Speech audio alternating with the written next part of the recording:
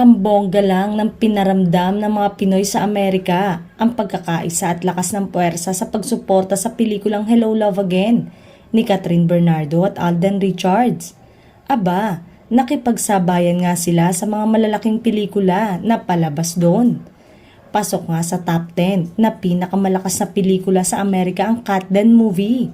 Pangwalo ang Hello Love Again. Ang Hello Love Again ay pinalabas sa 248 theaters at kumita na ito ng $2.4 million sa loob ng 3 araw. Samantalang winner sa takilya ng unang film collaboration ng Star Cinema at GMA Pictures na umani na ito ng 248 million pesos sa ticket sale sa loob ng 3 araw.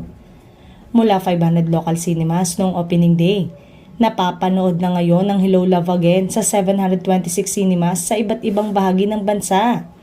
Tinatayang ito ang pinakamalawak na pagpapalabas sa kasaysayan ng pelikulang Pinoy. Samantalang may mga kapamilya at kapuso fans ang nagtatalo-talo kung kanino ang credit ng nasabing pelikula na nangunguna ngayon. Say ng kapuso fans, hindi umano mabubuo ito ng walang GMA network. Ngunit pagtatanggol naman ng kapamilya fans, obvious naman na under Star Cinema at ABS-CBN ito. Ipinahiram lamang nila ang aktor na si Alden.